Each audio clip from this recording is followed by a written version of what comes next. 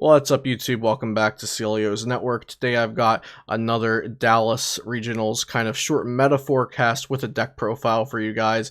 I've got my friend Joshua Sutherland here to talk about Gardeon today. But before we get into the interview and deck profile, I just want to shout out PotownStore.com, where you can get Pokemon TCG codes automatically emailed to you upon purchase.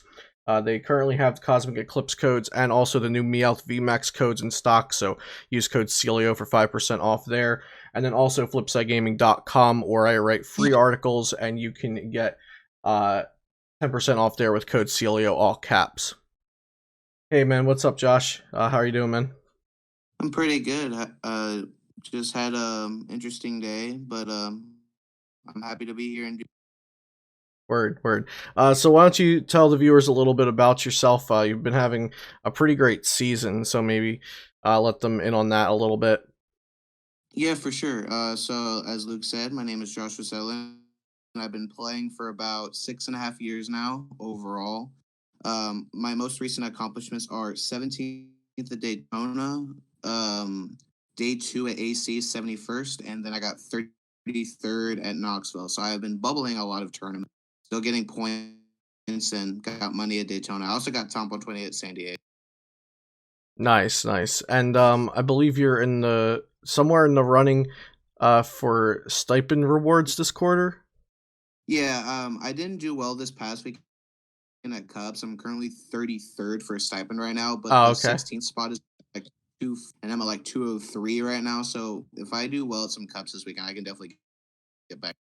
Okay, so there's not a big gap between like the 30s and like the teens. Correct. Yeah, it's pretty close. Okay, cool. So you're going to Dallas Regionals? I will be there, and I will be playing the deck you are seeing on the screen. Awesome. Well, we're not quite there yet, but we will get to it. So we're going to get to Gardeon in just a few moments, but I wanted to ask Joshua about what he thinks about the meta so far. Like I said, he's been consistently performing very well this season, so I do think he has some good insight for us, for viewers and players that also want to get some consistent performances like he has been able to. So what do you think is at the top of the meta right now? Like, what do you think the best decks are? The internet is saying Turbo Dark is unbeatable. I'm pretty sure that's far from the truth, but I do think it's a pretty good deck. Let me hear what you have to say about it. So I do partly agree with Turbo Dark being the best deck. I don't think it's overpowered, and I don't think it's like severely broken and unbeatable. But I do think Turbo Dark is probably going to be. I think falling behind that would probably be like Gardeon, Zork, Garbodor, maybe like some Mew 3 variants. Just and yeah, just basically though. Okay, cool. So do you think Turbo Dark will be the most popular? I think. You think so? Sorry, you cut out just a little. I do think that Turbo Dark will be the most popular. Okay, cool. So what would you say you've been testing against the most then? Is it those top decks that you think are going to be popular you've been testing against? Yeah, I've been testing against pretty much Turbo Dark and Zorgarb are the main two. Okay, and then cool. A little bit of rogue stuff as well that, Got it. And what have you been playing yourself? Anything other than Gardeon, or are you just sticking with one deck? I've just been sticking with Gardeon for the past month or two. I haven't tested anything else. Yeah, I mean, I think that's fine. Playing one deck gets results. You played a lot of Blacephalon GX in Standard, and you already have your Worlds invite with it, correct? Yeah, I got 400 plus CP alone from Blacephalon Worlds invite.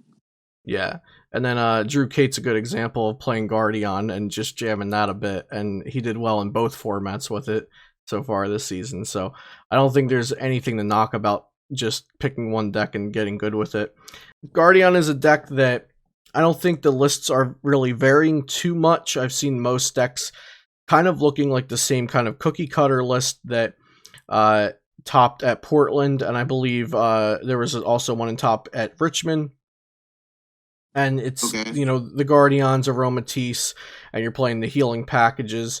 But talk to me about the deck, what you think its strengths are, what you think its weaknesses are, and as we go on, maybe we'll pick out a couple unique cards or certain inclusions.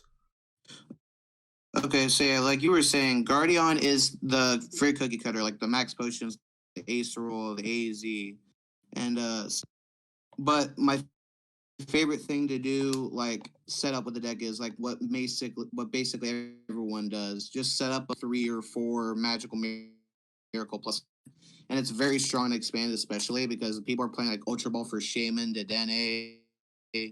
It is super turbo right now, but if you can just shut them off turn one with like a plan or lab, it's very, very. Yeah, so the plant and lab in testing has been great for me. Like just getting one of those into play turn one can actually like win the game from there. As poor as that sounds for the format, we are in a very aggro format where, like you said, decks are relying a lot on Dedenne and Shaman. So that's something very insightful, even outside of Gardeon, to keep note of. That that's something maybe that you can a weakness that you can take advantage of. That there's a lot of Shaman Dedenne reliancy in our current format, and a lot of aggro and turbo. And the power plant and silent lab, although it's not the main idea of Gardeon, it's just a certain control aspect of the deck. Yeah, I agree with that. So the max pots, the Acerolas.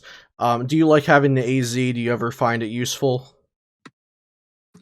Yeah, I've been using that in situations where if they like go for like a sleep play and I don't have damage on me, I can fairy transfer an AZ instead of having to rely on the damage to ace roll it. That way they can't stall me out to it like a tie or something like that. I feel that, or even just one extra turn to set up, maybe. Oh yeah, for sure. Have you considered a chaotic swell or any chaotic swells in the deck? I have not considered chaotic swell, although it may be an interesting idea to try.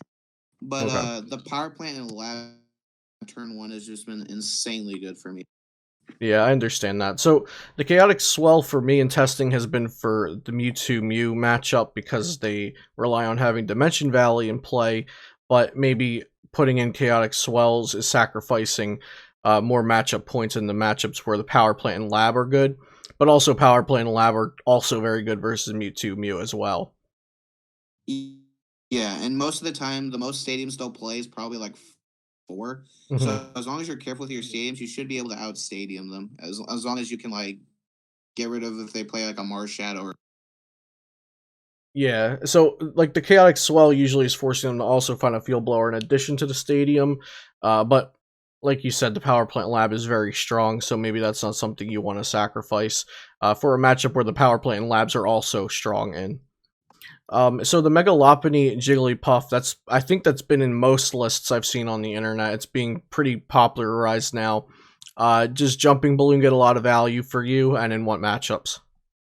It has been doing very well in testing. Like the matchups good for is going to be, I would say, Turbo Dark and Zorogarb. If you can't like get if they hate Garb, they can chain Acerolas if they play Acerola. But if you can go with with Megalopony and one shot something, it doesn't matter.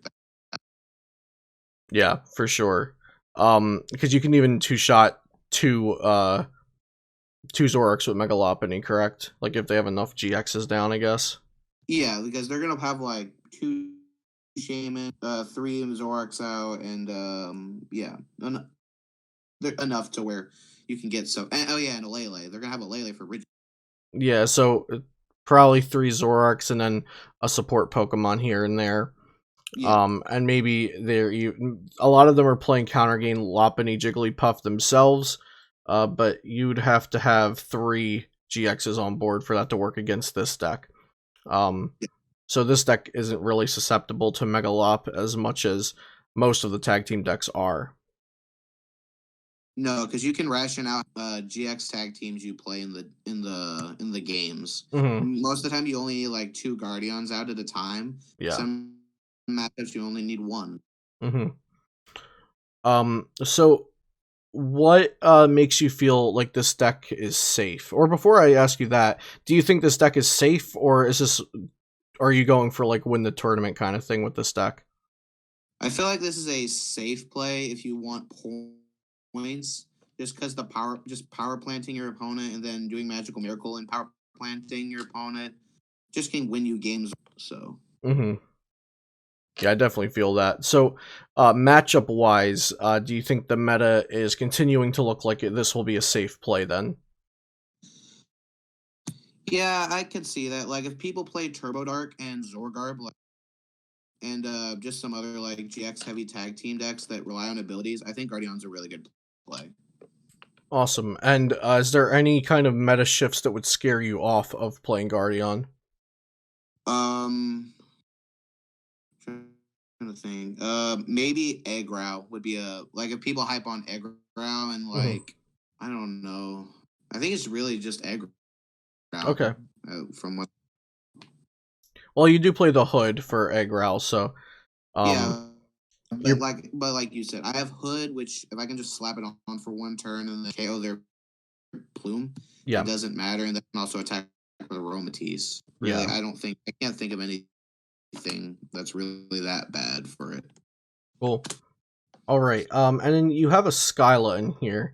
What's the value of that for you in testing so far? If I don't have computer search in my opening hand, or I can if I have Skyla in my hand, I can Skyla for a comp search for an energy turn one. Or if I just need a stadium, or if I don't have if I have the combo but not a power plant or a Silo Lab, I can Skyla for a plant or a lab, and it's been very helpful. Okay, cool. Have you considered any of the tag call engine or tag call itself or Guzmahala or any of that? I have considered Guzmahala and the call and stuff like that, but the thing with Guzmahala is I just feel like it's too slow for the expanded format. Okay. All right. That's probably going to be all the questions I have about Gardeon, unless you have something to add. No, but I think we've. Was that a no? Sorry, you cut out just a bit. Oh, I think we're good. I think we got everything. Awesome, awesome. Well, do you have any shout outs? Okay, yeah. Shout outs to my local testing group and the my current sponsor, Cardinal Gaming. You guys have been awesome for me the past few months in testing for this. Appreciate all of y'all. Awesome. Cardinal Gaming's right. Yeah, Was it? Cardinal Okay. Gaming. Cool. All right. Well, thank you for being on the channel, Joshua, and I'll probably talk to you before Dallas or see you there. But good luck at the tournament, man. Thank you very much, Luke. All right, guys, thank you for watching. One more time, shout out to PotownStore.com and FlipsideGaming.com. Very happy to be working with them. Subscribe to the channel if you enjoyed this and want to see more content like this in the future. And I'll see you next time here on Celio's Network.